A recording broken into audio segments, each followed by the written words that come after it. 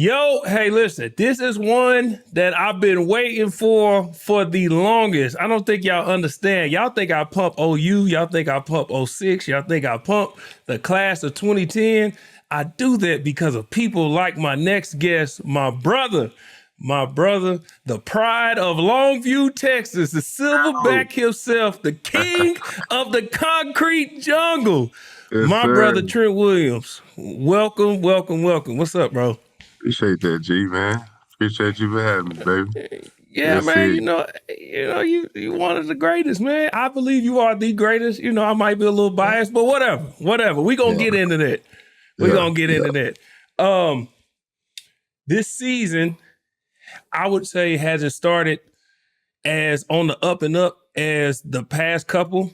You know, but you guys have one of the best teams in the league at weathering the storm. What has been uh, the beginning of the season? What has it been like? You know, CMC is not there. Kittle dealt with an injury. Debo dealt with an injury. What has it been like making that adjustment? And what do you see moving forward? Because I was asked, am I worried about the 49ers? I'm like, of all the teams, nah, that's injuries and they'll work that out. But Yeah. how do you see it and how's that been? I think you're right, man. Obviously you wanna this season's so long, and it's such a pro and a con to kind of start off hot, usually the teams that start off hot, they kind of fizzle out. Everybody go through that period during the season where you may lose a couple games, you may lose a couple key players for a few weeks, and I think every team goes through it, and I think the way you come back from that is very pivotal to how your season turns out. So for us to be having our injury bug and our little woes to be happening in the first quarter of the season, to me, I like that part of it. I'd Mm-hmm. rather that happen now than to, God forbid, get some things going where you're trying to, you get to that November, December, January time where those games really mean twice as much.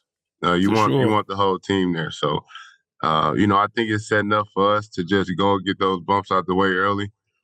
We get a couple more guys back this week, and and the injuries aren't as bad as, obviously no one wants to get hurt, but Mm-hmm. this is the hurt sport. You can't avoid it. But some of the best careers that we've ever known came from injury. Right. A la Tom Brady, even going to most recent. Nobody knew who Brock was until we lost two quarterbacks. So, um, Yeah. the injury is just a time for younger players to step up and make a name. And I want to stay right there with Brock Purdy because a lot of people feel like he gets unnecessary scrutiny and he gets coined as, I guess, getting an A on the group project, you know, just kind of riding the wave of the people around him. Do you think he gets unfair scrutiny? And what have you seen that we don't see? I mean, we see him make the throws. We see him making the plays. And with him being inserted into the lineup, you guys have went all the way to a Super Bowl.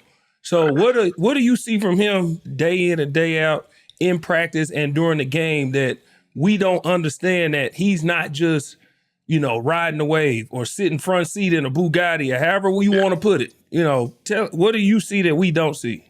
I think what I see, and it's evident because I'm there, I'm at work with him every day, is the work ethic, the laser focus, just as serious as he is walking around that building. Our offense is extremely intricate, it's extremely wordy, and it's a lot to process.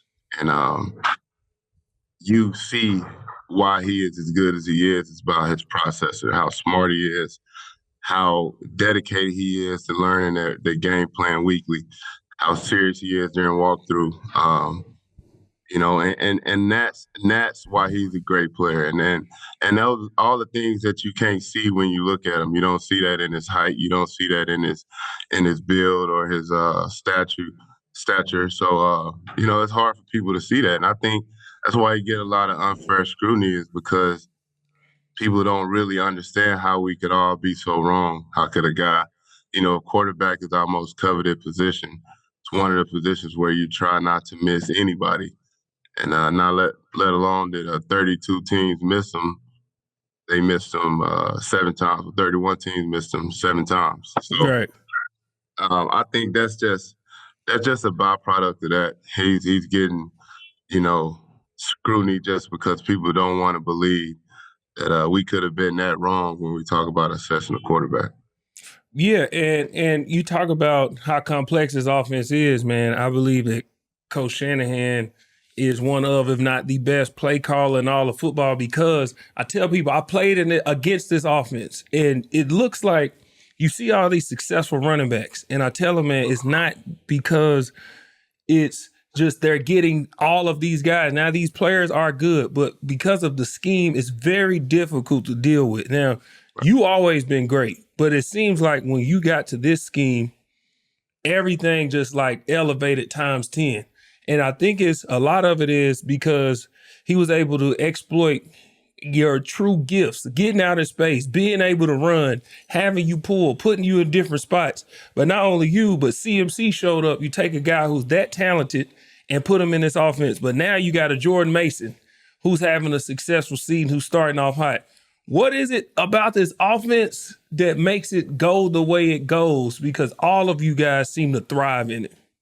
Yeah, and one thing not many people allude to, that we only have one new starter from last Mm-hmm. year.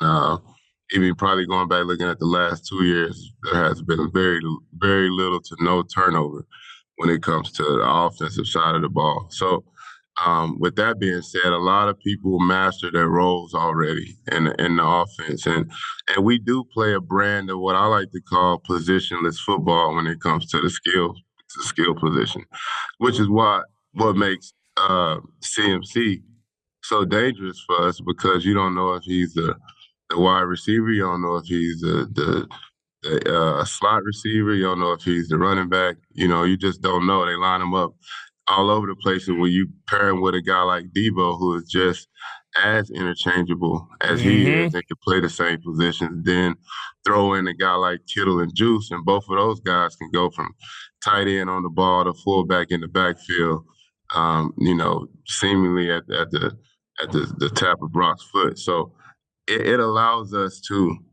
be a little more camouflage in our approach. It sucks to match up with it personnel wise, because you don't know if we have five receivers on the field, knowing that one of them can be a running back. How do you approach that? How do you rush that? Do you want to blitz somebody with this many weapons on the outside? So I Right. think that all is a big combination, and it allows us to always keep the defense off balance a little bit, and we just got the perfect quarterback to attack it. And Cal puts a lot on his shoulders, and he processes it all. Yeah, he's great, man. Quick story. I'm from Oklahoma City. I was ranked extremely high coming out of high school, and all I knew was Oklahoma athletes. I knew there was some Texas athletes, Florida, whatever. I seen these guys at the All-American game, and I'm like, oh yeah, they cool, but I was doing them bad. Okay, quick story. We went to the gym, and I'm watching this guy, Trent Williams, windmill and do all this dunking and all. I'm like, dang, I can't do it. I can dunk. I did like the little Allen Iverson dunk. It was, a little basic dunk. But then we went outside. I'm like, well, shoot, he ain't faster than me. Trent is who introduced me to the fact that there are incredible, like, I call them mutants. And he's one of those people. I could not beat this guy in a race to save my life. And I'm like, how's this dude this much bigger than me?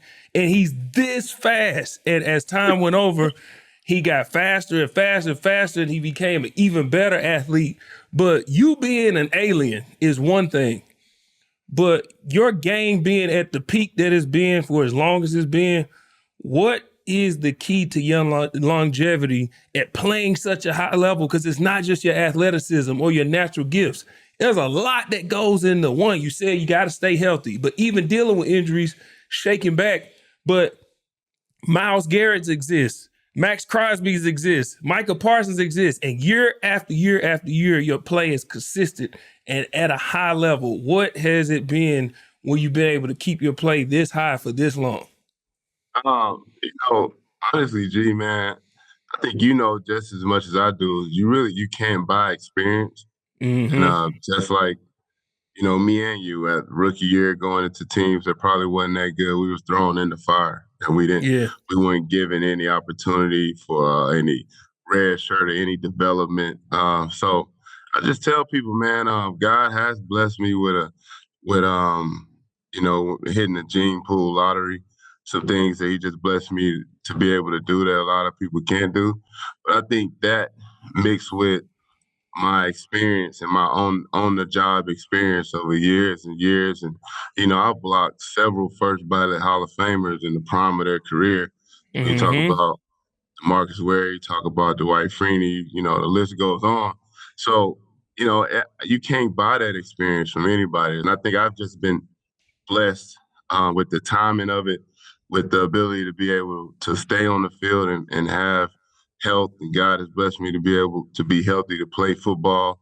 So now in year 15, I have all the physical gifts, but all the mental gifts is there as well. And all the storage of memory that I've, amassed over the last 14 seasons.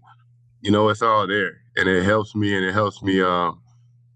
stay ahead. And it's between the ears 90% of the time. So Right. if I can put myself in good position and, I can study, go to school on my opponent and put myself in good position pre-snap, the plays aren't as hard. The game is not as grueling. You're not getting beat up as much. When you control the climate in your mind, it makes everything else feels like it's in a controlled environment. So, I know it's a long-winded answer, but that's kind of how I think about it. You know what I'm saying? I just think I'm just a perfect blend of experience and size and speed. Yeah, and I think it's great for our audience and fans to hear that, and it's incredible to watch. I've been watching it since we was 18, man, and I don't Yeah, think y'all for understand. sure. Y'all just now seeing it. I've been seeing it since he was 18, so it's no surprise to me. My brother, I love you. I appreciate you So, brother. doing this. Y'all go out, get those shirts, support, tell your boys to keep getting after it. I love watching it, and good luck to y'all, man. God bless you and your team and mama in the background. I love you. I love all y'all, man. Appreciate you coming on. You too, bro.